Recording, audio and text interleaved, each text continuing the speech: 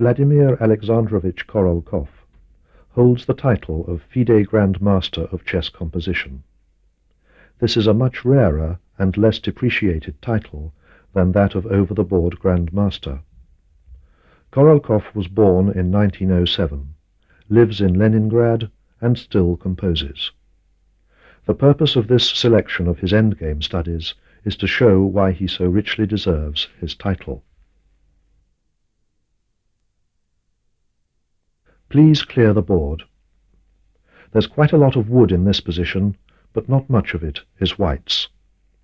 Set up the position as in diagram 1. White is to move and draw, with his white bishop on c5 directly attacked, and his white queen on h1 in some similar jeopardy. Switch off to consider white's gloomy prospects. The first move is white queen to g2. Now, of course, black would be mated if he captured the white queen. But black plays black rook to b1 check, white king to c2, and black queen to d8. This allows, play this, white queen to g7 check, black pawn to f6, and white seems to have shot his bolt. Switch off to find a white continuation. White queen takes f6 check.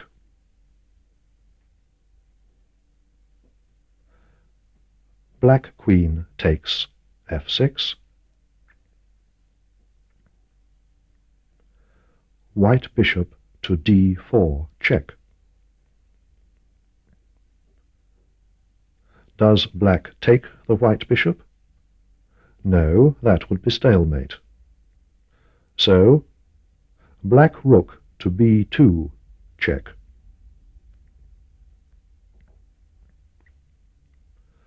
White king to c1. Does black take the white bishop now? Well, he can, but it's stalemate again. So he tries black pawn to a4.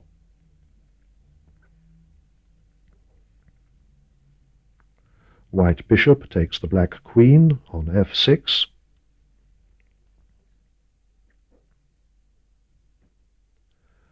Black pawn to a3.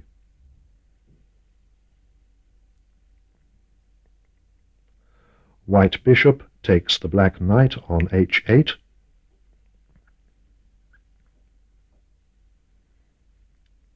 And now a cunning black move, black pawn to h6.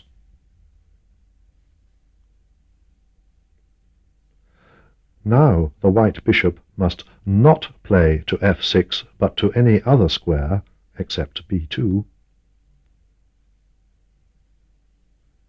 And after black pawn to h5, play this, then white bishop to f6. Black has to play pawn to h4, and the white bishop takes on h4.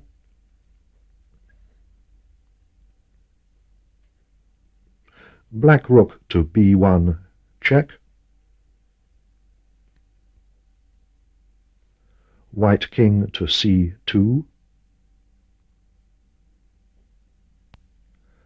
Black rook takes the white pawn on b5.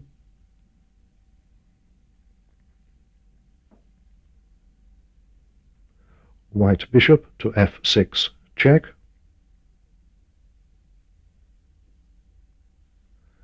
Black rook to b2, checking again. white king to c1, and the position is clearly drawn. White stalemating black, after black had twice declined to stalemate white.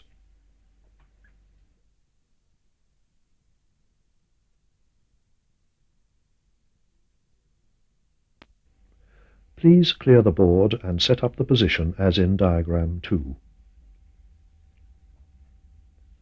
White is to move and win. It would be fine for white if he could use his extra rook to stop the black pawns. For instance, do not play this on your board, buy white rook to b1. But black replies black pawn to e2. So white must try something else. Switch off to find an idea.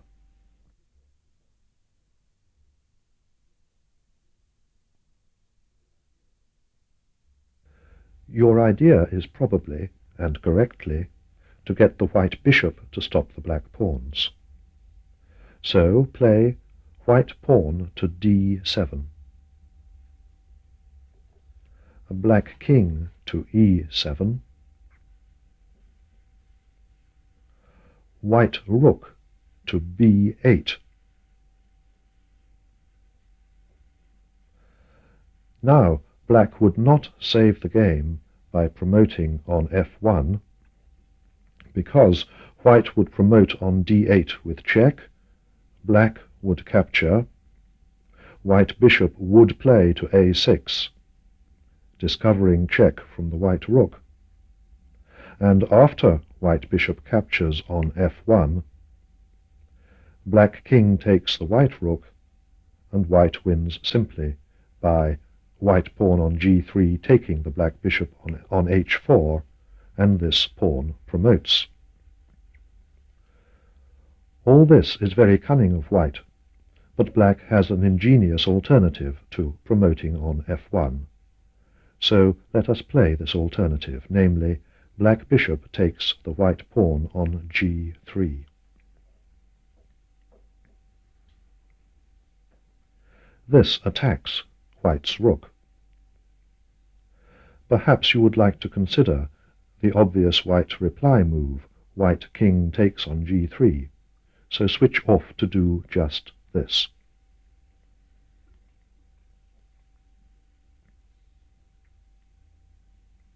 It fails because of the continuation. Play this. White king takes on g3,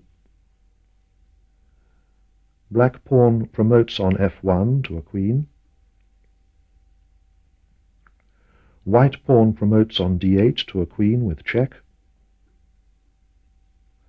black king takes on d8, white bishop to a6, discovered check, a black king to c7, white rook to b7, check, a black king to c8, white rook takes on a7, discovered check, a black king to b8, and draws. So, back to the position after black bishop takes on g3, namely, white king on g4, black king on e7, white rook on b8, white bishop on c8,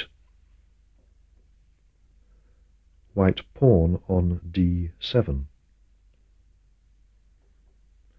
black bishop on g3, and black pawns on a7, c6, e3, and f2. White, of course, to move. Play white rook to a8.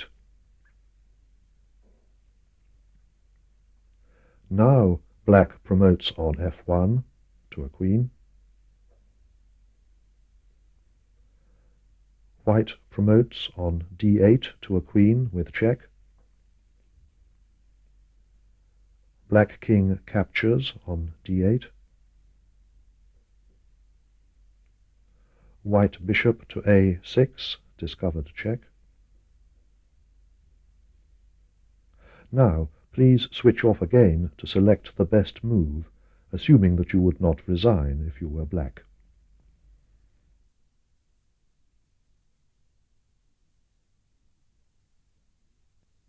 Did you find black bishop to b8?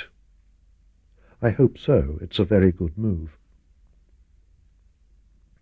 White would not win if he were to capture the bishop, since his rook would then be liable to attack by black king, and we would have a draw, as we saw when you switched off the time before.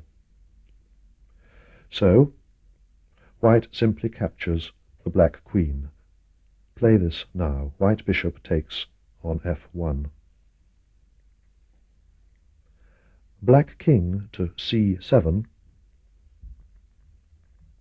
This is black's idea, to head for b7, to remove the white rook, which would leave white with a bishop and no pawns. Of course, white must and can stop this. Play white bishop to a6. Now how does the solution go after this? Switch off until you are happy that you have found it.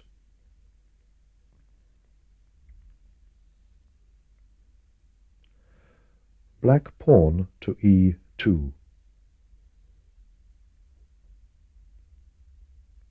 White bishop captures on e2.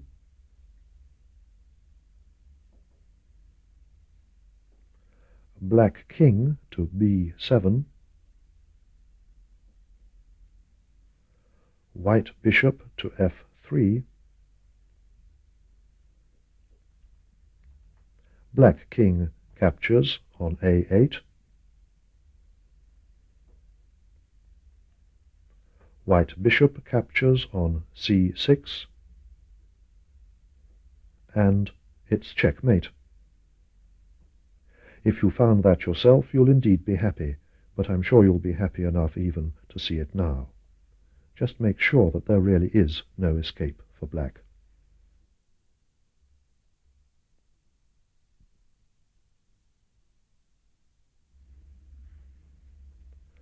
Please clear the board and set up the position as in diagram 3.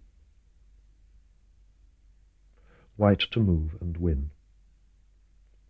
White's first move is white knight to b3.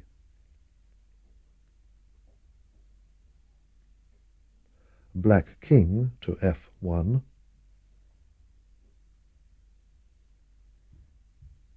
White knight to c1.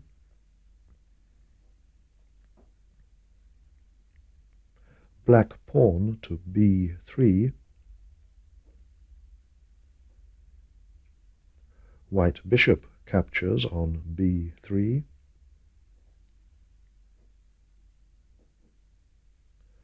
Black bishop to a3.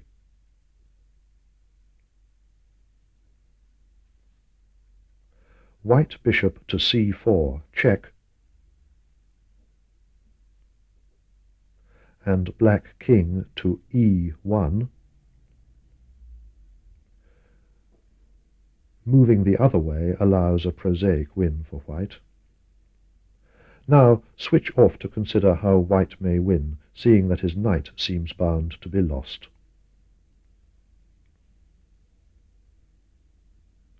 White plays white bishop to e2.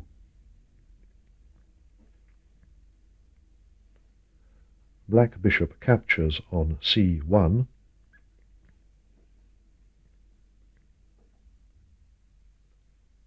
And now switch off once more to choose between white bishop to d8 and white bishop to e7.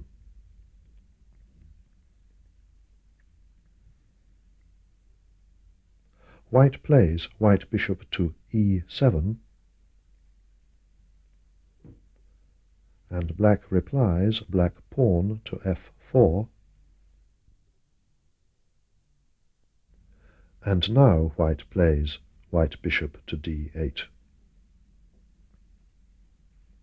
See that if now black king plays to d2, there is a mate on a5, and if black bishop plays to d2, there is a mate on h4. So black plays a move of the black bishop, say, to b2. Play this. But this allows a simple mate in 2, beginning with white bishop to a5, check. Did you see what, if anything, was wrong with the alternative white bishop move when white had the choice of playing to e7 or to f8? Let's put up that position. White king on f3, black king on e1, white bishop on e2, the other white bishop on f6, black bishop on c1, black pawns on c2, e3, and f5. You remember white bishop played to e7. Well, play instead white bishop to d8. Black replies black pawn to f4. White counters with white bishop to e7. Is there really any difference between this and the solution that we have already seen? Switch off until you are sure of your answer. Well, there is a difference, for now black will draw. Black bishop to a3, white bishop captures on a3, black pawn promotes on c1 to a black queen, white bishop captures on c1, and black is stalemated. I very nearly didn't bother to point this stalemate out. As a preamble to the next KOROLKOV study, let us take a look at a theoretical endgame that scares the pants off most players. It is the ending of 2 knights against a lone pawn. Set up the position as in diagram 4. It is white's move. We shall show white using his king and free white knight to drive the black king into the top left corner, and mate him there by use of the reserve white knight that has done useful work blockading the black pawn on f4, and covering the squares g5 and h4. Perhaps you would like to try doing this yourself first. If so, switch off. Well, here is the line leading to checkmate, worked out by the 19th century researcher Górecki-Kornitz. Play white knight to f8, check. A black king to g7, white king to e7, black king to h6, white king to f6, black king to h5, white king to f5, black king to h6. In this position, white can mate in 8 moves. Would you care to switch off to see if you can find this mate?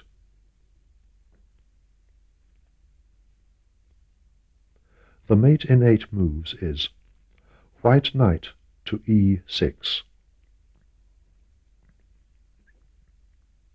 black king to h5, white knight to g7 check, black king to h6, white king to f6, black king to h7, white knight to f5,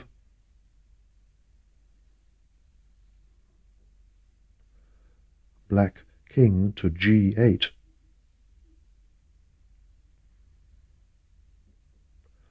white king to e7,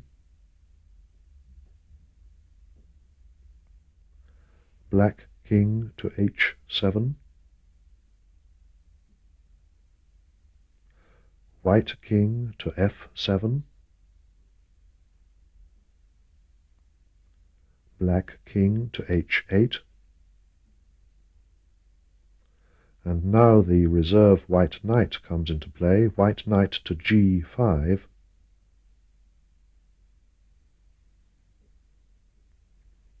and now the black pawn advances, pawn to f3,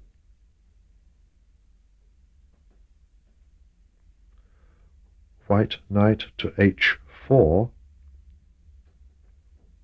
actually the square e7 would do just as well, black pawn to f2,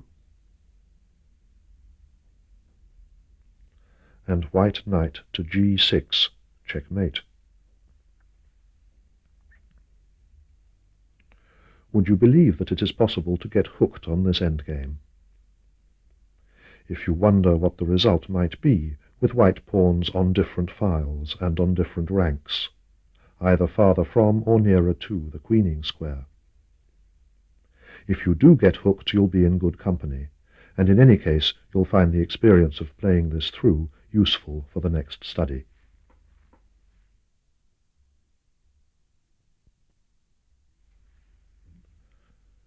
Please clear the board.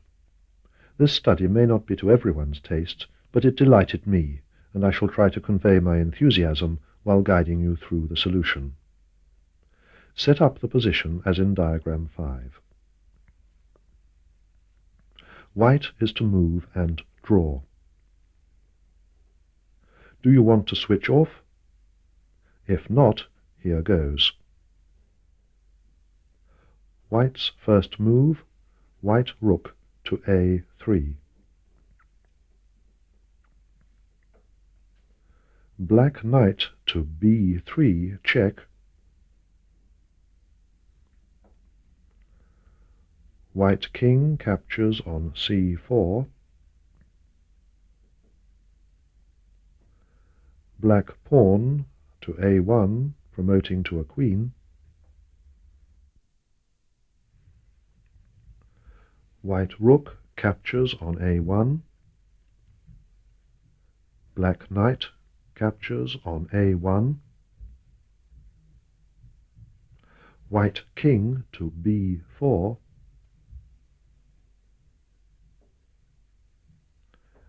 Black knight to b2. Best for white is now white king to a3, play this, and black's best is black knight to c4, check.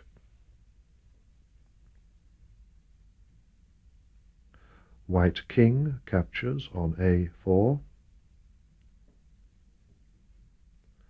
and black king plays to e4. Now we should take stock. It is well known that 2 knights alone cannot force mate. But when the other side has a pawn, especially one that is not far advanced, and can be solidly blocked by a knight, then the knights may be able to win. Certainly here the white pawns are not far advanced, and one of them can be easily captured. So where is white's claimed draw? What is exceptional about this position? For an exception it surely is. Switch off to have a good look.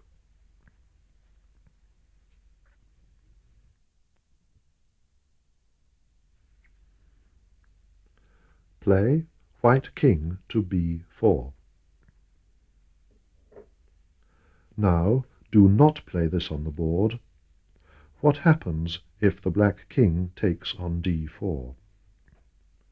The answer is remarkable.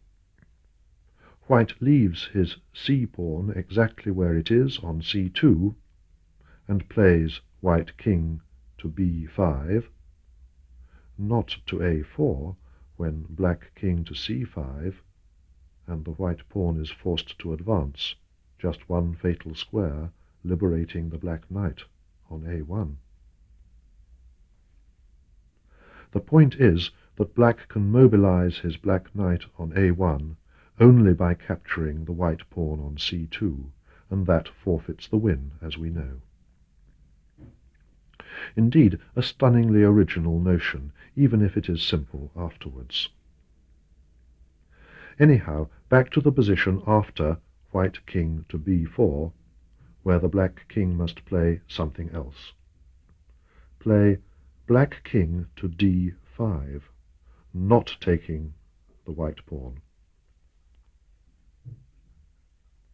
White king to c3, play this. Black knight to e3. Here, black will take the white pawn on c2 and try to win against the d-pawn, which he intends to stop by placing a white knight on d6. This would indeed win. How can this plan be stopped? Switch off to sort out your own ideas, if you wish. White king to d3, play this.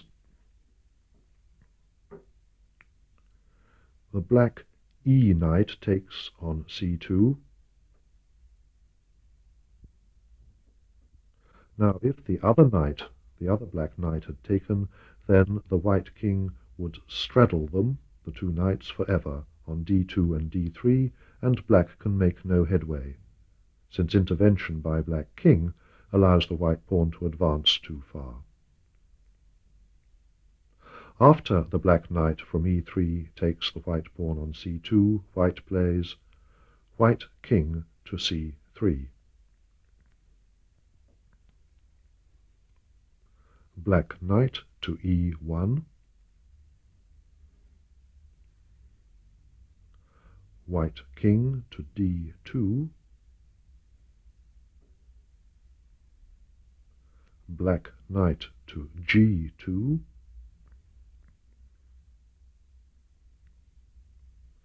White king to c3, threatening to capture the cornered black knight on a1. Black knight to e3.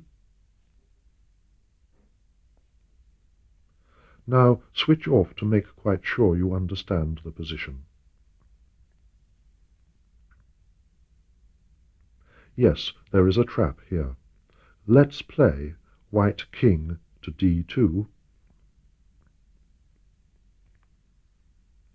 Black knight to c4, check. White king to c3. Black knight to e3. And now, just to be different, white king to d3. This loses. To black knight to d1, let's play this. White king to d2.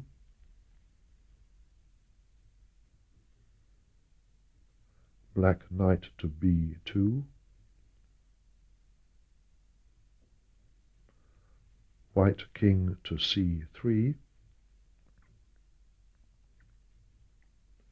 black knight to a4 check, white king to b4, black knight to b6, white king to c3, and now black knight to c4, and suddenly white is in Zugzwang and must let the black knight on a1 out after all, when black will win. Did you find this fascinating? No? What about the play against the cornered knight?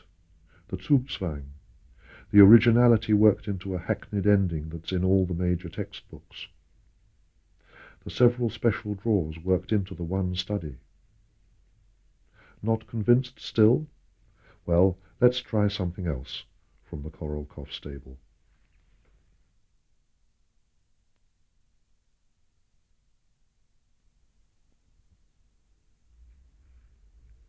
Please clear the board and set up the position as in diagram 6.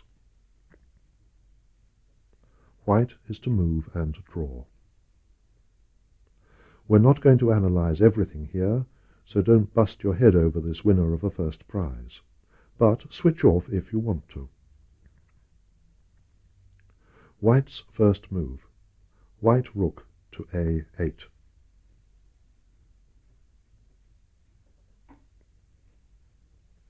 Black promotes to a black queen on e1, which threatens mate on the square g3. White rook captures on a6, check.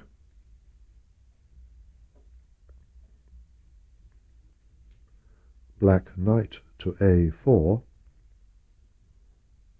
This is best, since otherwise white has endless checks, or himself promotes with check.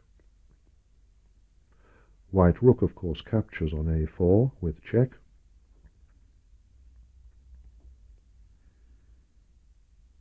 Black king to b2. White rook to b4, check.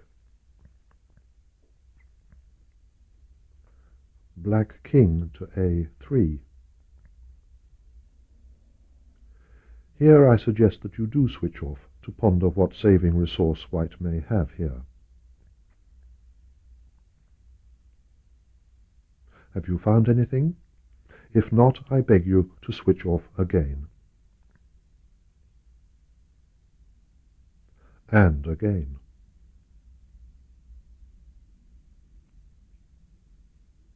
The white move is white rook to b3, check. This covers the square g3 and so forces black king captures on b3. Want to switch off again? Well, white knight to d4, check,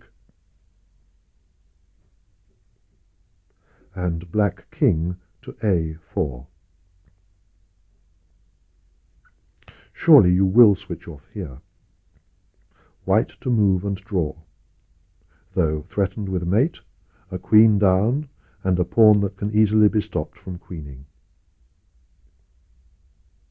Please switch off unless you have committed suicide. White draws by white knight to e2. This remarkable move covers g3 and actually also stops the black queen checking or controlling the c8 square. Black has, make sure you agree with this, nothing better than black queen captures on e2, and now the white pawn promotes to queen on c8. Black has as many checks as he likes, but no mate and no win of white's queen, and the position really is a draw. Do you agree that it deserves its first prize?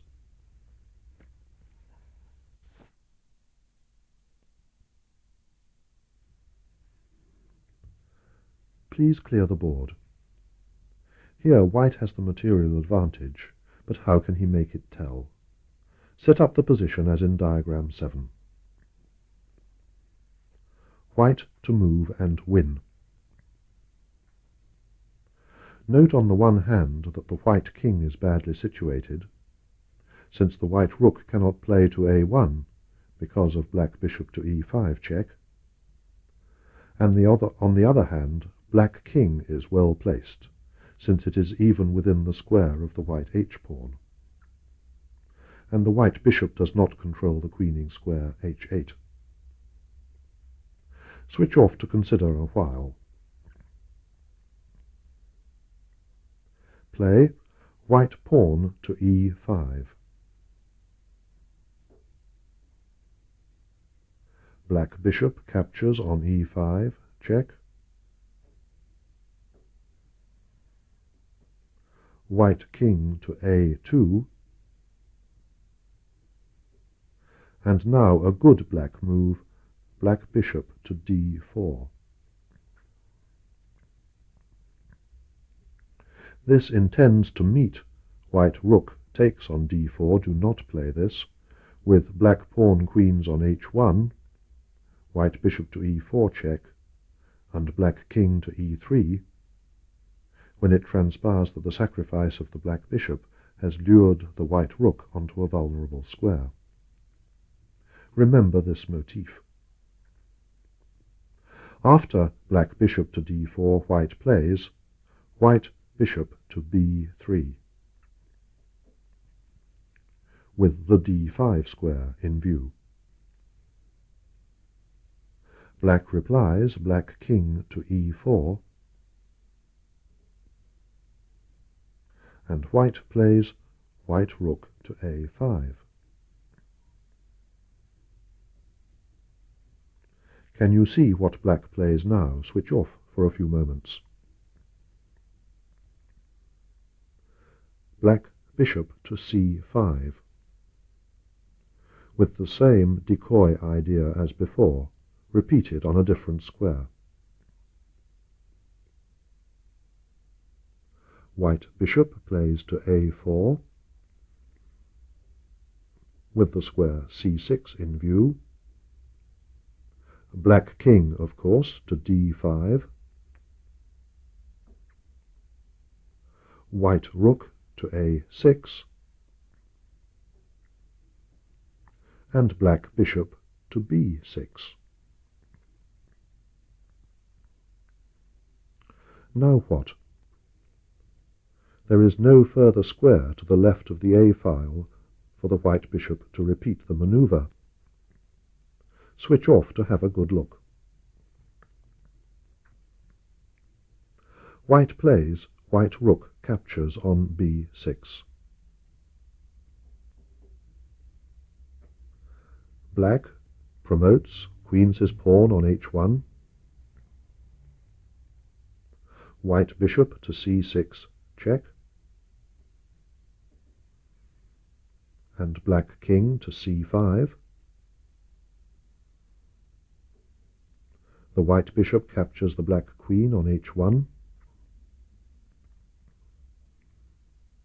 And the black king captures on b6. Both sides have achieved their objectives. But is there a difference? Surely you don't have to switch off this time. Yes, the black king has been out-decoyed and is now outside the quadrangle of the white h-pawn. The h-pawn simply marches to promote.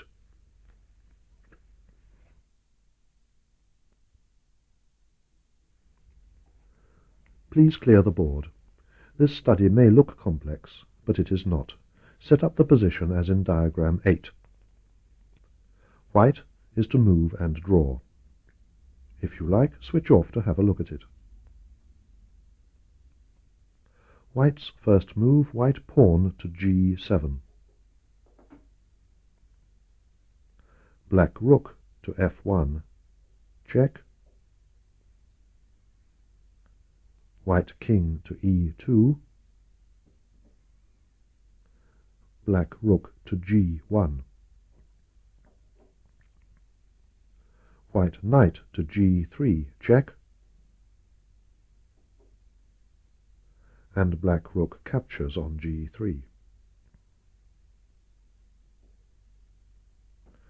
The white h-pawn captures on g3, and black's h-pawn advances to h2. Now switch off to consider how you would draw, bearing in mind that a normal queen against queen ending would be won for black here, since black would have a good 2 pawns advantage.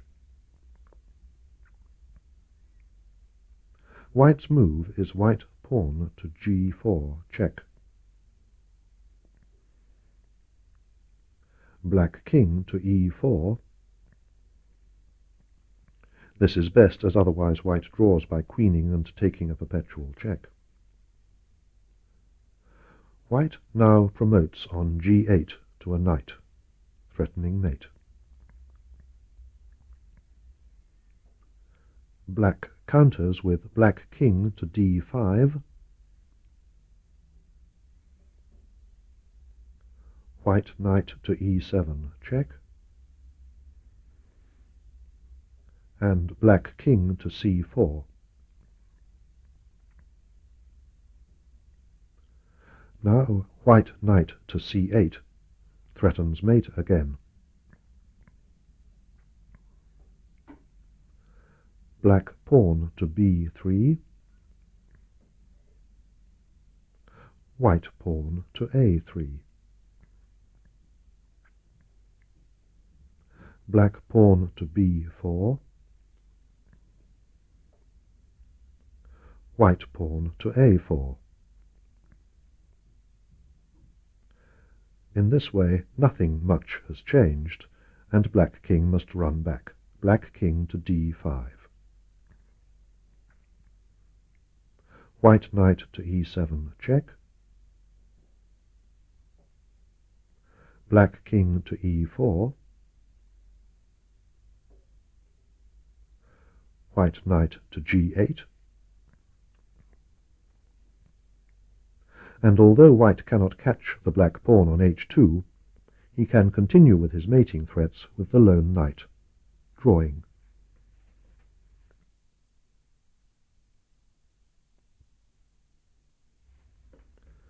Please clear the board. Put the white king on h1, white queen on d3, a black knight on f5, and black pawns on d2 and h2. Do not put the black king on the board yet. Just consider what white can do if it's his move. Switch off if you like. Possible white moves are white queen takes on d2, met by black knight to g3 check, king takes h2, and the fork black knight to f1 check. Or another white move, king takes on h2, answered by black knight to e3, threatening to promote on d1, white queen takes on d2, and again the black knight forks on f1.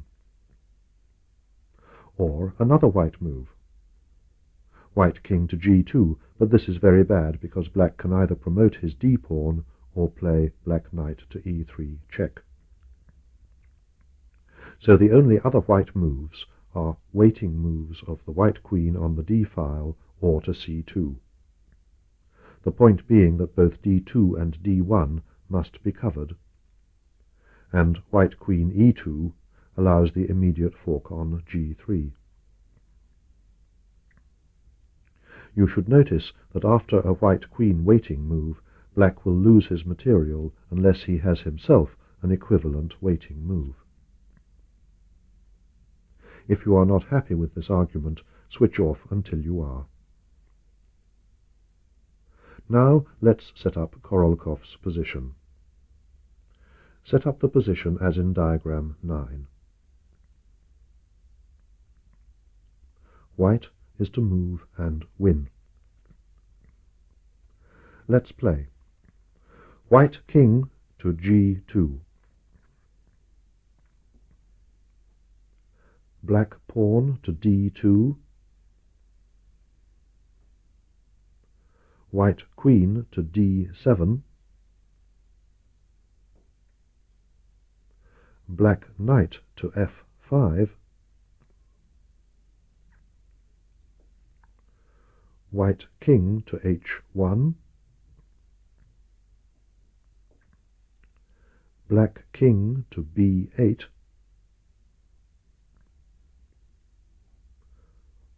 White queen to d8 check. Black king to a7. Now consider this position carefully in the light of what we know already. In this position it is white to move. But if it were black to move, he would have nothing better than to play his h-pawn, the one on h7. So how can white arrange things to transfer the move to his opponent? Switch off to think about this. But I shan't repeat the position, so either diagram it or analyze it in your head. Actually, there is more than one way for white to transfer the move, but they all use delicate white queen play on the d file. There will be a lot of moves now, played by me quite fast. I'm sure you'll soon get the idea, but switch off when you think you've got the hang of it, and work out the rest of the solution yourself. White queen to d3, and black king to a8. White queen to d5, and black king to b8. White queen to d7, and black king to a8. White queen to c8 check, and black king to a7. White queen to d8, and black h-pawn to h6. White queen to d5, and black king to a6. White queen to d7, and black king to a7. White queen to d8, and black h-pawn to h5. White queen to d5, and black king to a8. White queen to g8 check, and black king to a7. White queen to d8, and black pawn to h4. White queen to d3, and black king to a8. White queen to d5, and black king to b8. White queen to d7, and black king to a7. White queen to d8, and black h-pawn to h3, using up the last of black's tempo moves. So, white queen to d3, and black king to a8. White queen to d5, and black king to b8. White queen to d7, and black king to a8. White queen to e8 check, and black king to a7. White queen to d8, and black can either lose all his pawns or play black king to a6, which he might as well do, answered by white queen to a8 mate. Please clear the board and set up the last study, diagram number 10. White is to play and win. After white's obvious first move, white pawn to f7, we note that black rook to f6 fails, so do not make this move, against white bishop to b2. And that black rook to g8 fails, so do not make this move either, to the capture promotion, followed by a white knight fork on e7. So black is reduced, or is it reduced, to black rook to a6 check. Now switch off to consider how this and further checks are to be met. White bishop to a3 is white's only move, since with white king on b1, the white knight on f5 is lost with check, and with white king on b2, black rook can safely return to f6. So white bishop to a3 and black rook captures on a3 with check.